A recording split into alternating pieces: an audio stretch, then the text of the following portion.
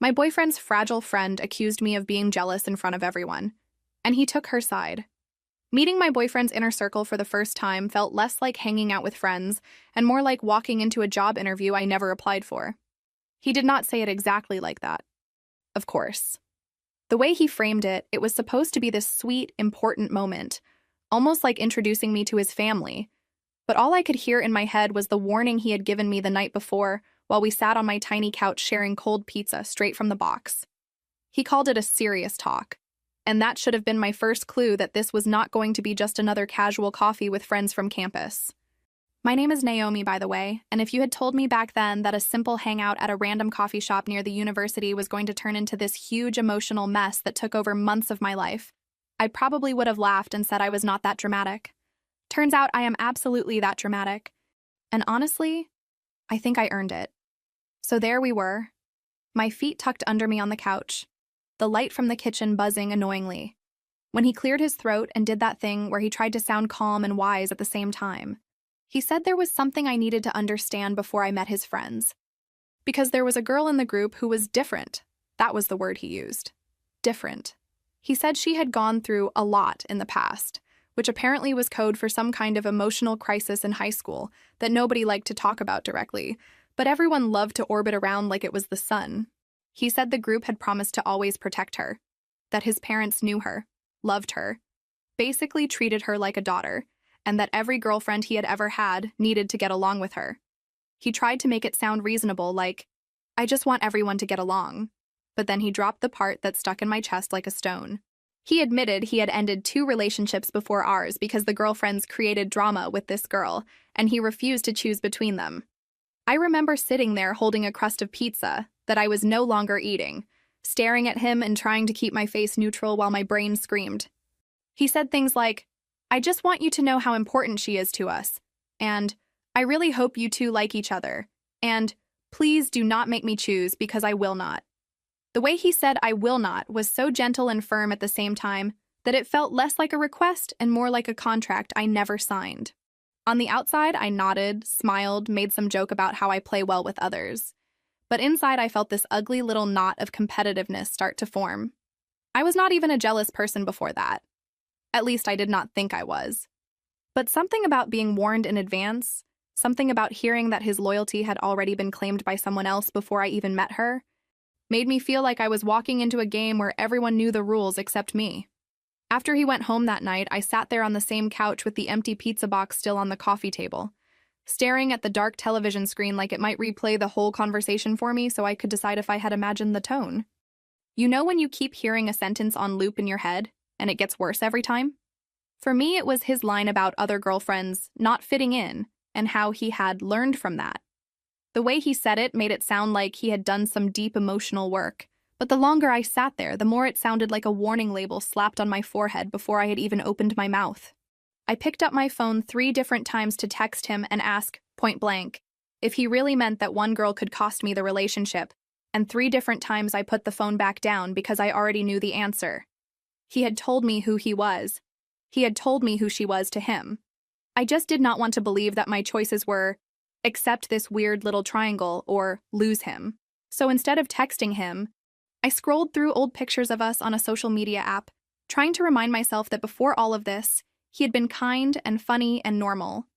There were photos of us studying together, walking around campus, him making a stupid face while I tried to be serious. None of those pictures had her in the background. But suddenly I could not stop wondering if she had been the one taking some of them. At some point, my roommate came out of her room to grab water and found me frozen there with my phone in my hand and the living room light still off. She asked if I was okay, and that way people ask when they already know the answer is no. I told her we could talk about it later because I did not even have the language for what I was feeling yet. It was not just jealousy, although that was definitely in the mix. It was more like being handed a script for a play I had never auditioned for, and being told I either needed to hit every mark or they would replace me with the girl who had been playing the role for years. By the time I finally dragged myself to bed, my brain was buzzing and my chest hurt in that heavy, slow way that means you are not going to sleep for a while. I remember staring at the ceiling and thinking that maybe I was overreacting, that maybe once I met her it would all make sense and we would laugh about how nervous I had been. Looking back, that was the last night I could pretend I had not been warned. When I told my roommates about it later that night, they looked at me like I had lost my mind. One of them, the loud one who never filtered anything, actually put her drink down and said, "So he basically told you you are on probation, and if you breathe wrong around this girl, you are out." Another one rolled her eyes and called it manipulation in the most obvious packaging. I laughed it off and defended him, because of course I did. I said things like, "It is not that serious," and "He is just protective," and "She went through a lot. Maybe she really does need support." But I also kept replaying his exact words in my head. I had never even seen this girl, and somehow I was already the potential villain in a story I did not know. Part of me wanted to be cool and understanding and prove that I could be the chill girlfriend who did not make waves. Another part of me, the part I tried not to look at directly, wanted to walk into that coffee shop and quietly prove I was better than her at everything. One of them, the one who always painted her nails at the kitchen table instead of at the actual desk in her room, actually put her drink down and said she needed me to repeat the whole thing slowly because she thought she had misheard. So I went back through it detail by detail, the part about his friend being fragile, the warning about not making her uncomfortable, the casual way he tossed in that little line about ending past relationships when girlfriends did not get along with her. By the time I got to the end, my other roommate was standing with the fridge door open and just staring at me over a carton of orange juice, like the juice was the only thing keeping her from exploding. They started throwing out questions the way people do when they are trying to make sure you have not completely lost your mind. Had I ever seen this girl cry? Had he ever defended me that way to anyone? Did he even ask what I needed out of meeting his friends? Or was the entire speech a list of expectations about how I should behave so his life would stay comfortable?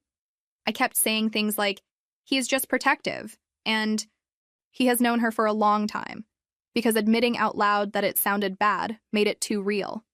I know how that sounds. I heard myself. I just was not ready to hear myself yet.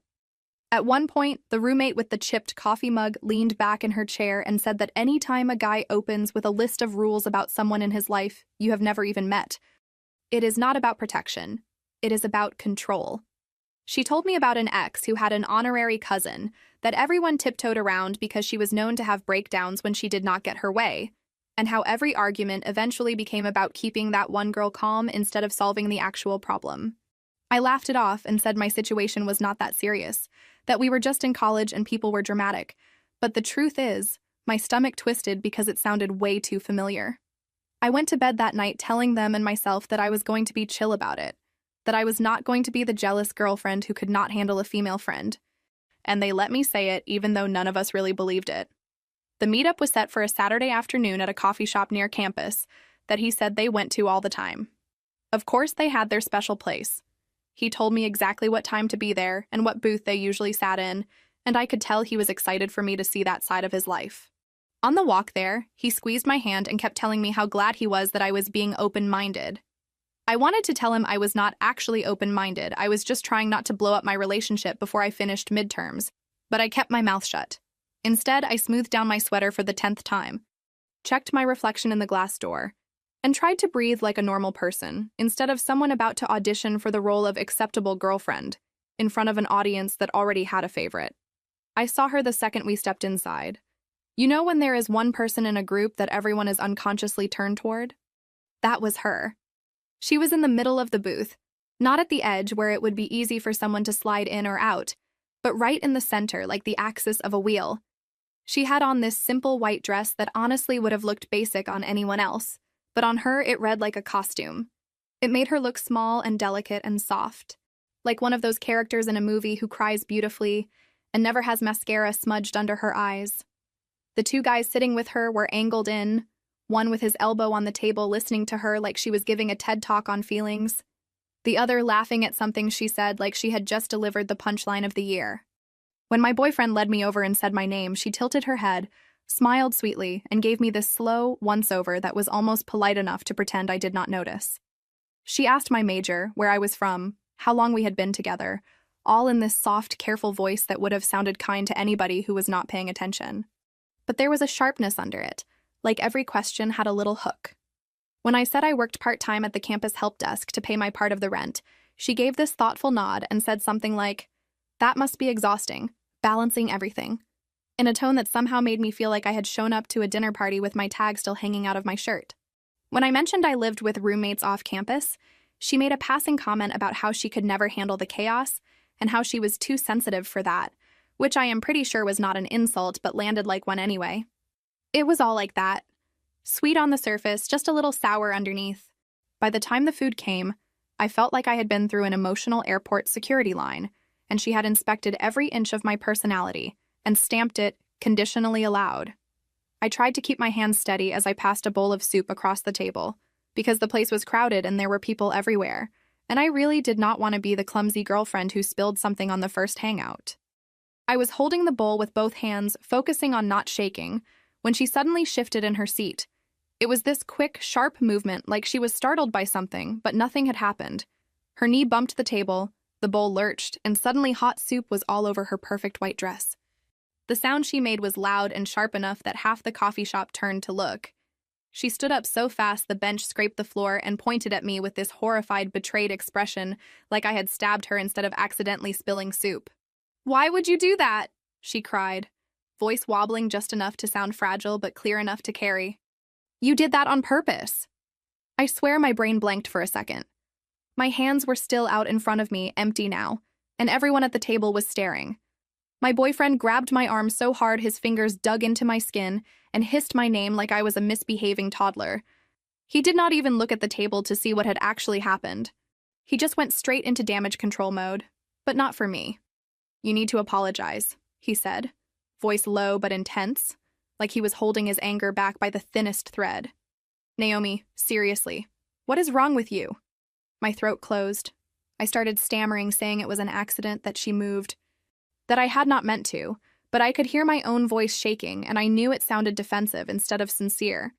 The two guys were watching with that particular mix of discomfort and disapproval that says, "We do not like this, but we are not going to do anything about it." She clutched at the front of her dress and blinked tears into her eyes, making this tiny sniffing sound that punched directly through every protective instinct in the room. People at nearby tables had gone quiet. I could feel all of them, strangers, judging me. I apologized. Of course I apologized. I said I was so sorry, I did not mean to. I would pay for the dry cleaning. I would buy her a new dress. Whatever she wanted.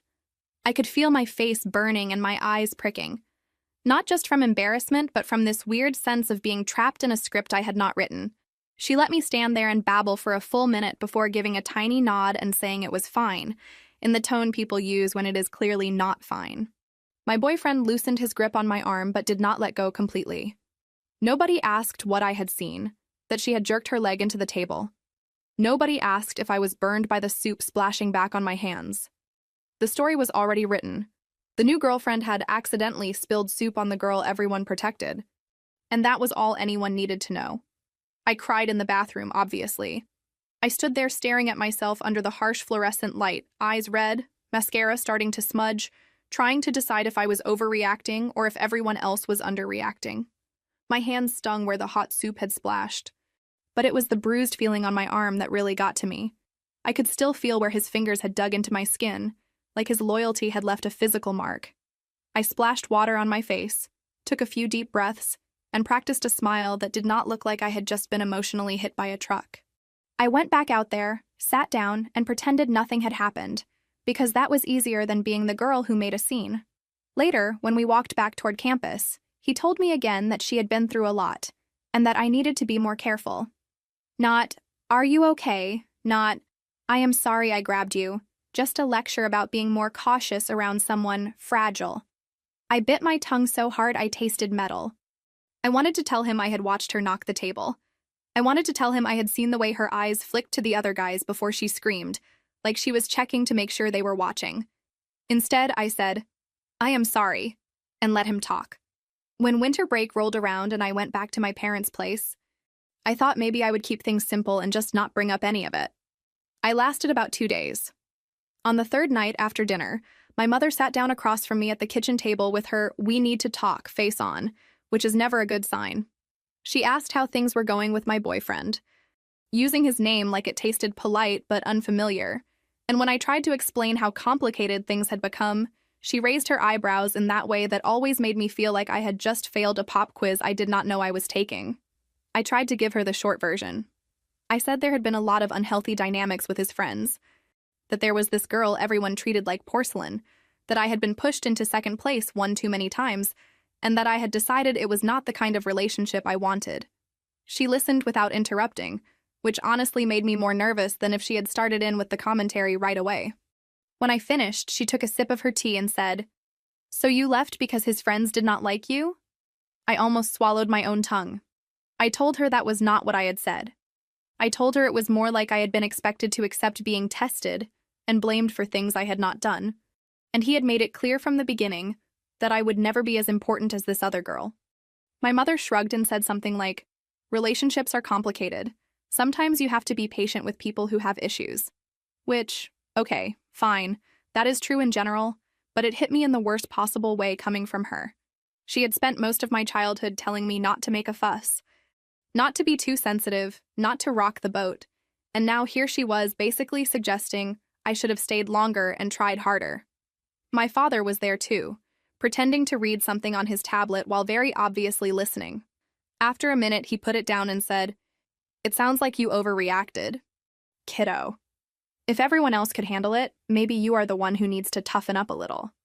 I stared at him, and for a second it felt like I was 8 years old again, sitting at that same table being told to let it go when my older cousin made fun of me for crying.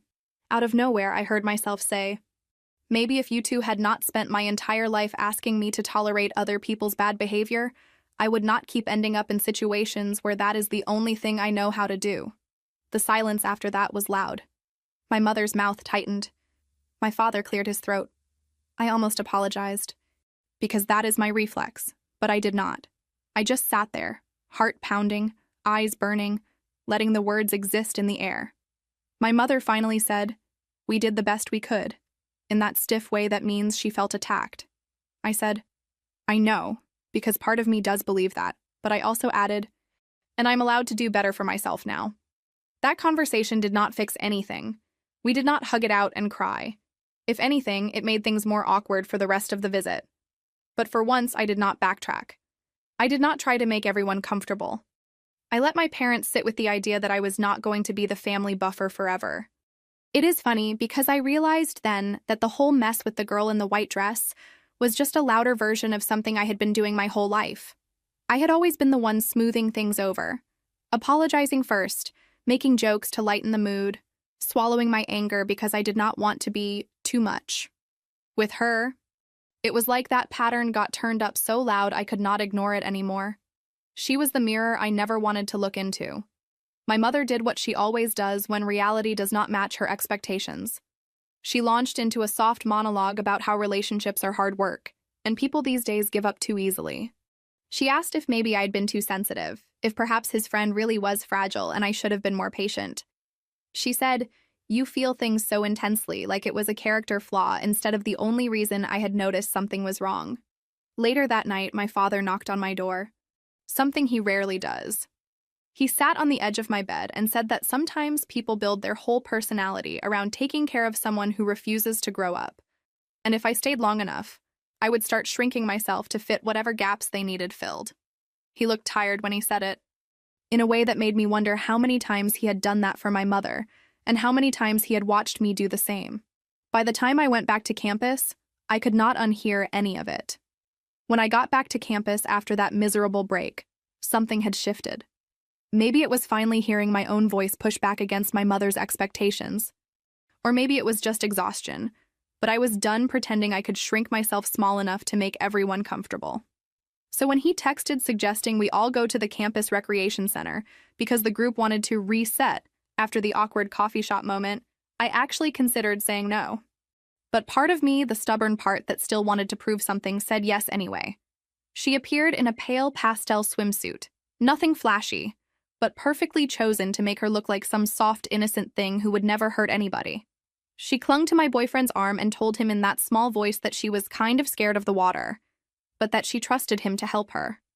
I watched him melt, watched his whole body language soften as he reassured her he would not let anything bad happen.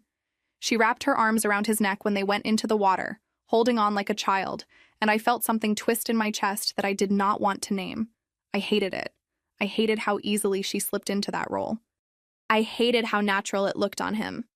I admitted out loud that I was not a strong swimmer either, and joked that I would probably just stay near the shallow end and not drown. One of the guys, the quieter one with glasses who always seemed to be half watching, half thinking, offered to help me with some basics if I wanted. His voice was calm, matter of fact, like he was offering to help with homework, not save me from public humiliation. I took him up on it, partly because I really did not feel safe alone in the deeper water, and partly because, yes, I will admit it, there was a petty part of me that liked the idea of being helped too, of not being the one standing on the sidelines while everyone fussed over her. While he showed me how to move my arms and how to float without panicking, I could feel my boyfriend's gaze flickering over toward us. He kept looking up from whatever performance she was putting on in the deeper part of the pool, checking on me, watching me, and that attention felt like some kind of twisted consolation prize. I tried to focus on my breathing and my kicks, but I could feel her eyes on me too, sharp and calculating whenever she thought no one else was looking. Every time my boyfriend swam a little closer to see how I was doing, her smile tightened just a little. Then I got a cramp. It was not dramatic at first, just a weird tightness in my right calf that I tried to flex out, but it got worse fast. I lost the rhythm of my kicks, swallowed water, and for a second all I could feel was panic. My foot could not find the bottom. My arms started flailing, and it was like my body forgot how to do the thing it had been doing just fine seconds before. I heard myself make this awful choking sound and felt water go up my nose. Before I could really process how stupidly scared I was, the guy with glasses was right there, grabbing me around the waist and hauling me toward the side. It was not romantic. It was messy, fast, all elbows and splashing and my coughing in his ear. He got me to the edge in a few seconds that felt like hours, and I clung to the cold tile while I tried to catch my breath.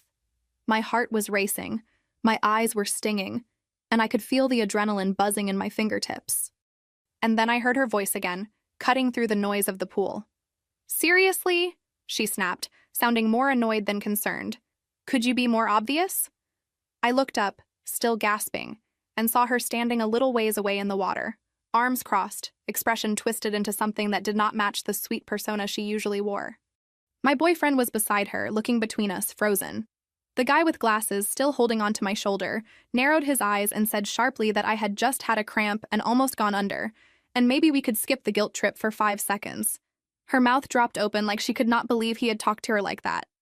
The other guy, the blonde one who had always been kind of goofy before, raised his voice across the pool and said that if she wanted everyone to pretend nothing was wrong, maybe she should stop acting like every situation was about her. You could feel the energy shift in the water. People nearby stopped what they were doing.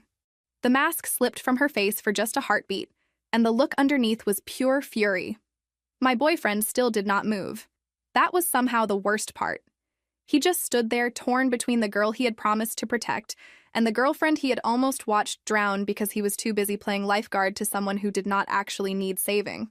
I met his eyes and saw the panic there, but I also saw the hesitation, and that was enough. Something in me clicked. I got out of the pool without saying a word. I grabbed my towel, wrapped it tight around me, and walked toward the locker room, my body shaking partly from the cold and partly from anger. Behind me, I could hear them arguing, voices overlapping, but I did not turn around. In the locker room, I sat on the little bench in front of my locker and tried to make sense of the fact that I had panicked and went under for a moment in front of people I knew and somehow still felt like I was the one causing trouble. He followed me a few minutes later, coming into the doorway of the women's locker room just far enough that it was technically allowed but still inappropriate. He looked stressed, wet hair dripping onto his shoulders, towel slung around his waist. He apologized, sort of. He said he had overreacted, that he was just worried about keeping the peace, that things had gotten out of hand. He never said, "I should have checked on you first." He never said, "I am sorry I made you feel like you were disposable." Instead, he kept circling back to how unusual it was that the guys had talked back to her, how upset she had been, how fragile she still was inside. I listened, watching his mouth move, and realized that every apology was actually about her, not me. Every concern he named belonged to the girl in the white dress, not the girlfriend who had been dragged out of the water minutes before. I do not know what came over me exactly. Maybe it was the bruises on my arm from the coffee shop. Maybe it was the taste of pool water still in my throat. Maybe it was the look of confusion when the guys finally stopped treating her like a glass doll. But I reached up, took off the little ring he had given me a month earlier as some kind of promise, and placed it gently in his wet hand. I do not want to be in a relationship where I have to compete with someone you already decided is more important, I said, my voice surprisingly steady for someone whose legs were still trembling. You chose her the second you warned me I could not mess up.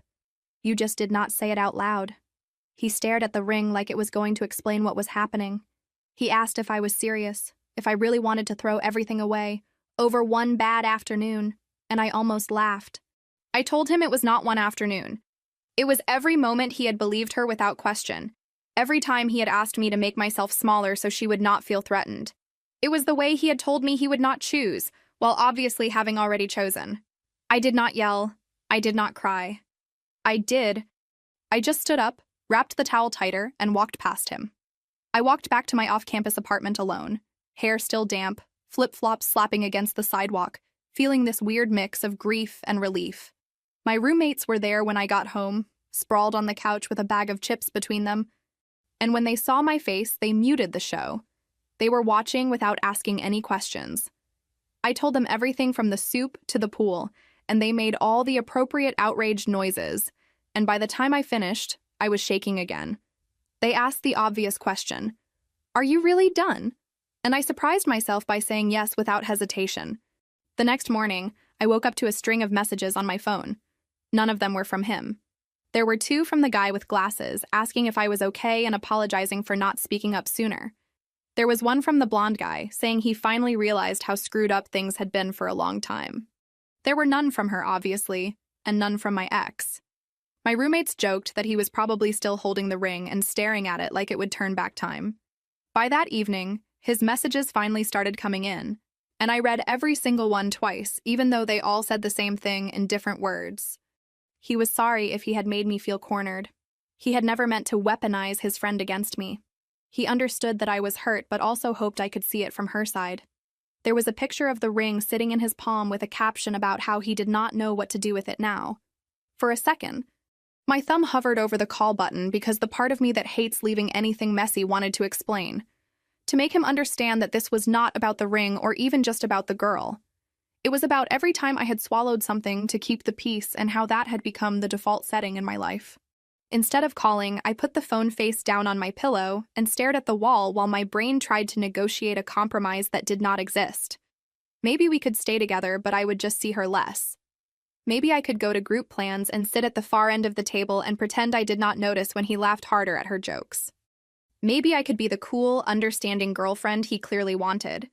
The longer I sat there, the more all of those maybes started to sound like ways to make myself smaller again, after I had finally done something that felt big.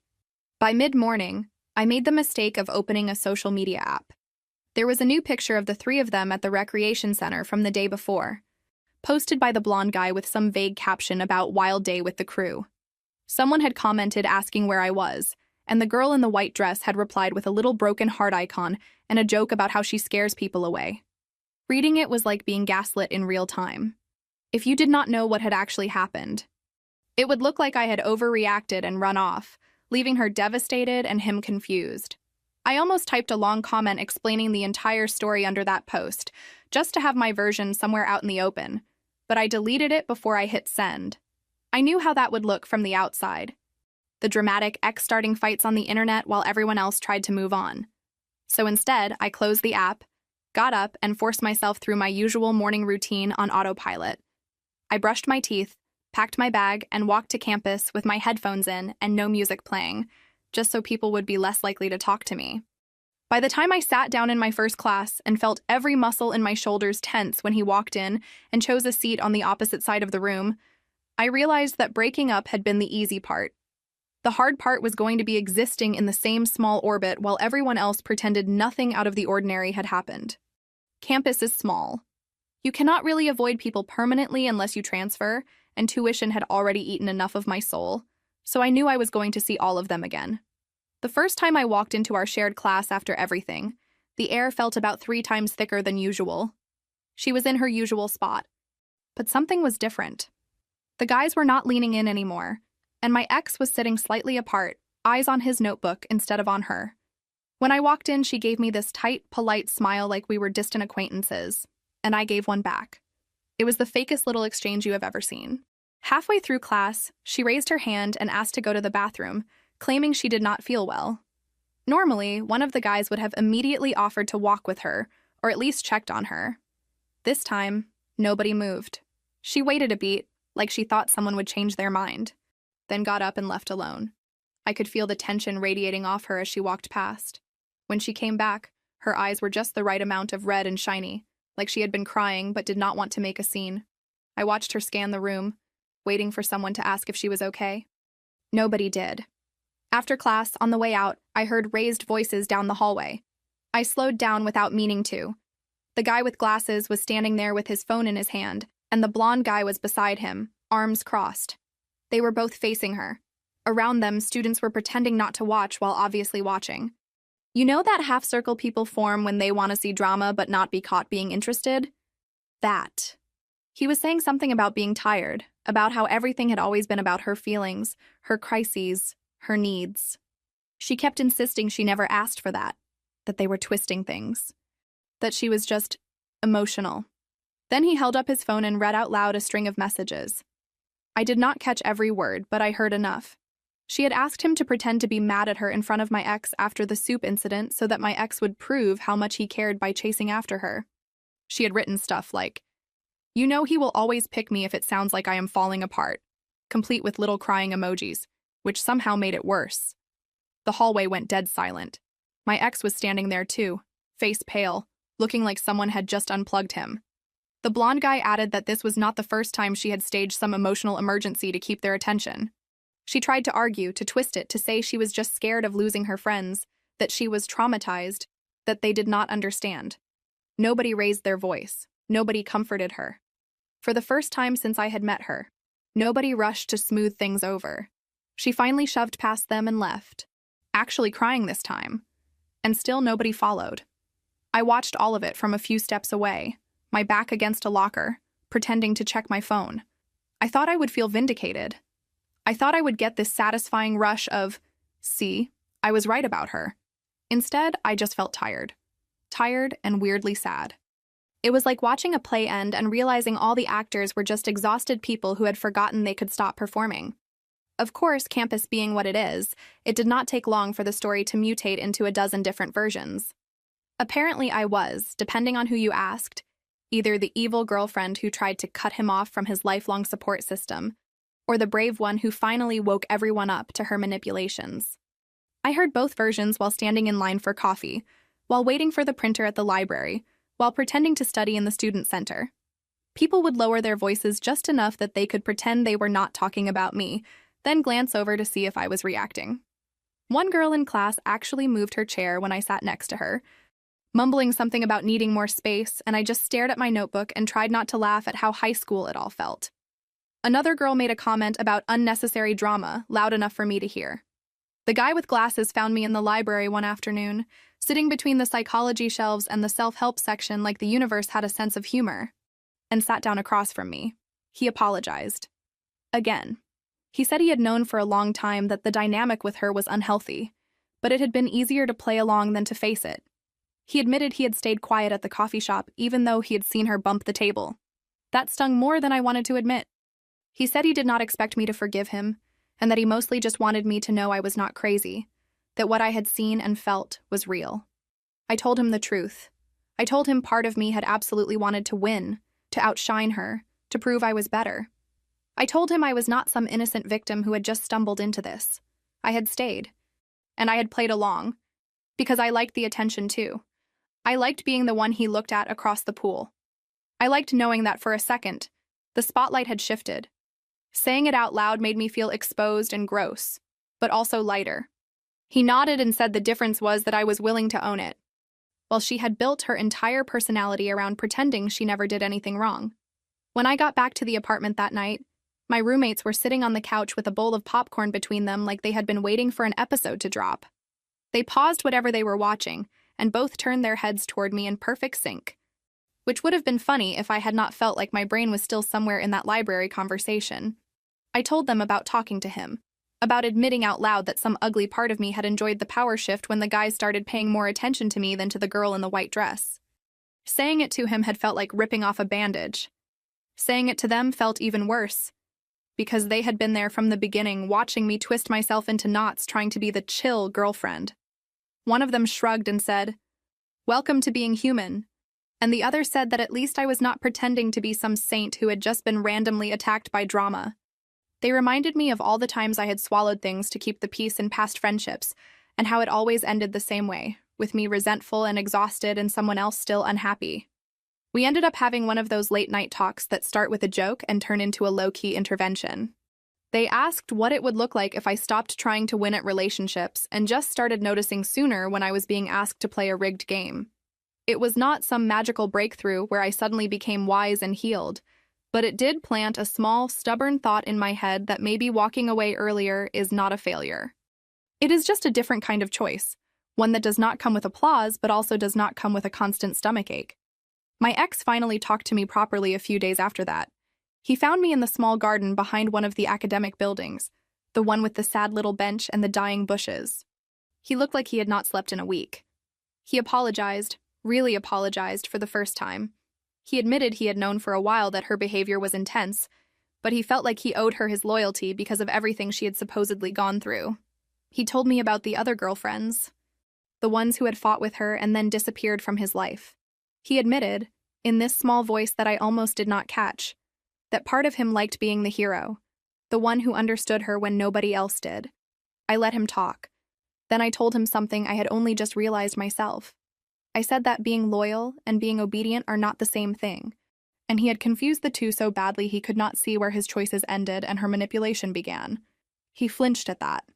He tried to reach for my hand, but I pulled it back. I told him I believed he felt sorry, and I even believed he had been trying to do what he thought was right, but that did not change the fact that I had been in a relationship where I was always second place to someone else's feelings. He asked if there was any chance we could try again now that things were different. I almost choked. I told him nothing was different where it really mattered, because he still wanted me to be the girl who forgives everything as soon as he feels bad. I told him I did not want to spend my 20s training someone to treat me like I mattered. Then I got up and walked away, leaving him on the bench with nothing but his regret and the dead bushes for company. The girl in the white dress disappeared for a little bit. When she came back, she looked different, less polished. Her hair was pulled back in a messy way. No makeup, oversized hoodie instead of carefully chosen outfits. We ran into each other near the cafeteria one afternoon when no one else was around. She hesitated, then walked over. For a second, I thought she was going to start another performance, but she did not. She just looked tired. She said she knew everyone hated her now. I told her people did not hate her. They were just finally allowed to have their own lives instead of orbiting hers. She gave a bitter little laugh at that. She told me she had started therapy off campus, that for the first time she was talking to someone who did not immediately reassure her she was fragile and special. She said it was awful and confusing and she kept wanting to quit. I believed her. I also did not offer to be her new support system. I listened, I nodded, and I told her I hoped she actually stuck with it, because she needed to figure out who she was without a built-in audience. She asked if we could start over, maybe be friends. I said no, not cruelly, just firmly. I told her I did not have the energy to be near her, even if she was trying to change. Her face crumpled a little, but she nodded. We said goodbye like two people who had survived the same storm, but were not interested in sharing a boat again. When I walked away, I waited for the familiar guilt to hit. It did not. What I felt instead was something like relief. Life kept going. My job at the campus help desk still sucked in the exact same ways as before. People still came in at the last second before closing, panicking about their student accounts or passwords, and I still smiled through my teeth and helped them while wondering if I was ever going to get a job that did not involve being yelled at by strangers. My roommates and I still argued about dishes and rent and whose turn it was to buy toilet paper. In between the big dramatic moments, there was still laundry and homework and cheap frozen dinners and nights where nothing happened at all. The guy with glasses and I started hanging out more, but not in the way people probably expected. There were no sudden romantic montages, no we locked eyes and everything made sense moment. Mostly we sat across from each other in the library or met for coffee between classes and talked.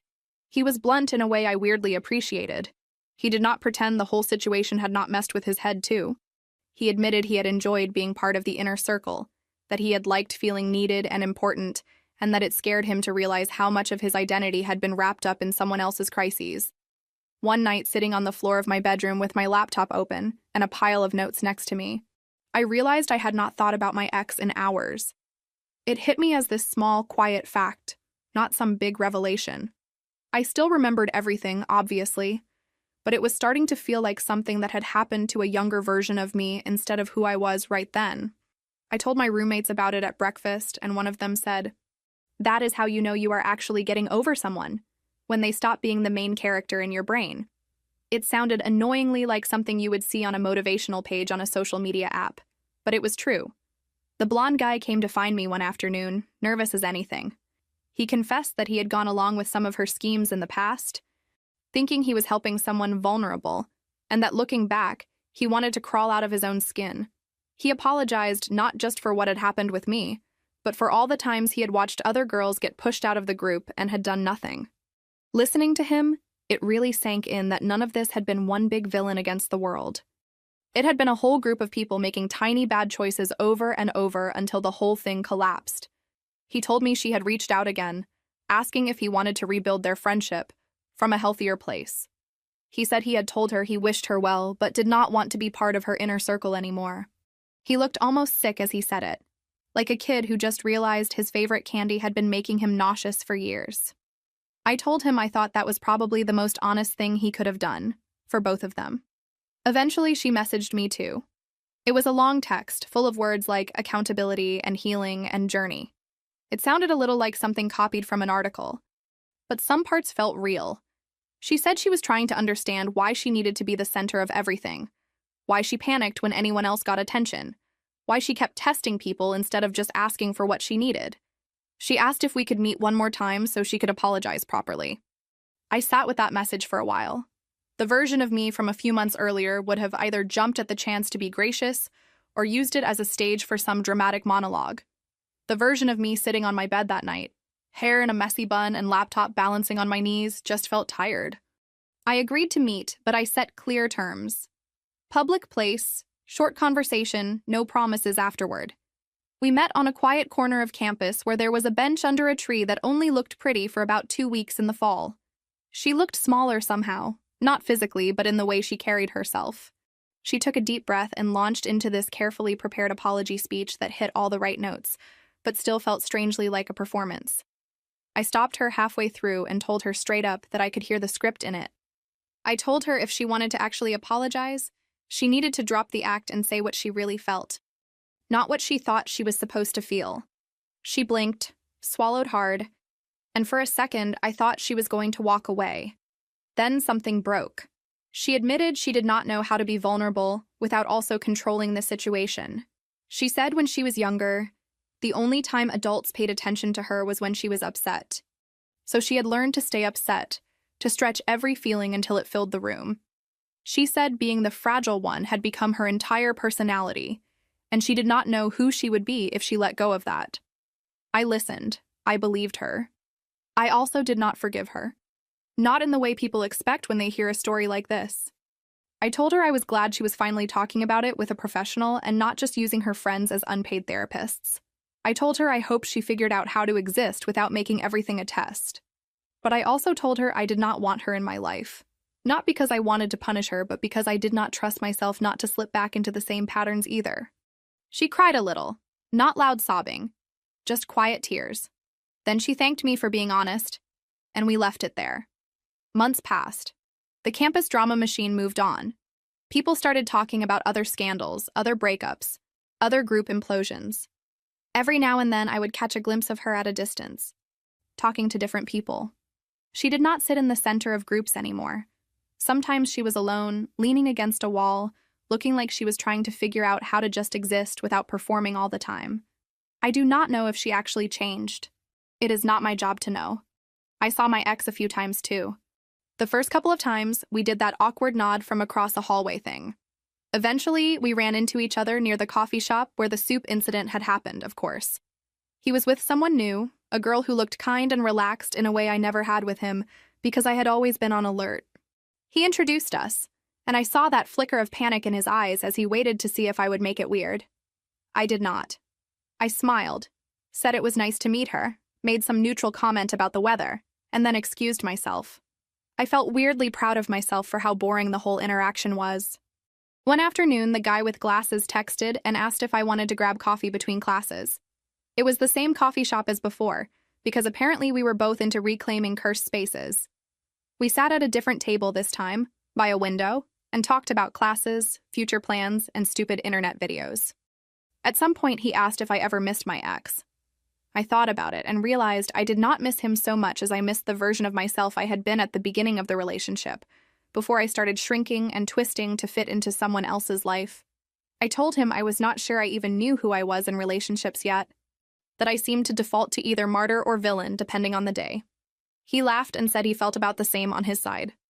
We both agreed that maybe the healthiest thing we could do for a while was stay single and figure out who we were when no one else was demanding we play a particular role. It sounded like the kind of thing people say and never actually do, but for once, I meant it.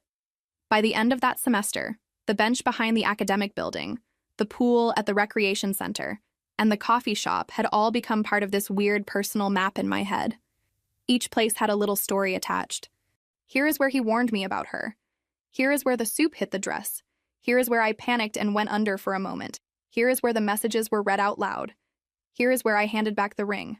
For a while, it felt like campus itself was haunting me with my own choices. Then, slowly, those places started collecting new memories. Study sessions, dumb jokes, quiet afternoons where nothing dramatic happened at all. If there is anything I actually took from all of this, it is not some deep moral lesson about forgiveness or growth. It is more like a practical note to self. If someone ever tells me up front that there is a person in their life I am not allowed to have a problem with, or I will be cut out, I am taking that as my sign to run. Not because people cannot have close friends or complicated histories, but because I am not signing up to be the villain in a script that was written before I even showed up. The campus drama machine moved on eventually because there is always some new scandal to dissect over coffee. The last time I saw the three of them together was near graduation for the seniors that year. One of those chaotic, sunny days when everyone is taking photos and pretending the last 4 years made sense. My ex, the guy with glasses, and the blonde guy were standing outside the big auditorium in their gowns, taking pictures with their families. She was there too, standing a little off to the side with her parents, not quite inside the group, but not completely outside either. I was just passing by on my way to meet my roommates for dinner, when our eyes met across the crowd. For a second, it was like everything slowed down. Not in a romantic way, just in that strange, wow, we really went through all of that way. My ex lifted his hand in a small wave. I lifted mine back. The guy with glasses gave me a thumbs up and I laughed even though he probably could not hear it. She held my gaze for a heartbeat, then gave the smallest nod, like an acknowledgement that we both survived. Then someone's relative yelled for them to all squeeze together for one more photo, and the moment was over. They turned toward the camera, and I kept walking. That was months ago now. Sometimes I still think about that night on my couch when he gave me his serious talk and I should have just gotten up and left. But if I had, I would not have learned the difference between being kind and being convenient, between having boundaries and building walls. My roommates still joke that I am dramatic, and honestly, they are right. But I would rather be too much for some people than not enough for myself ever again. The girl in the white dress is still out there somewhere, probably still figuring out who she is when no one is watching. My ex is probably still trying to save someone. And me? I am just trying to remember that the next time someone tells me I have to compete for a spot in their life, I am allowed to walk away before the first round even starts.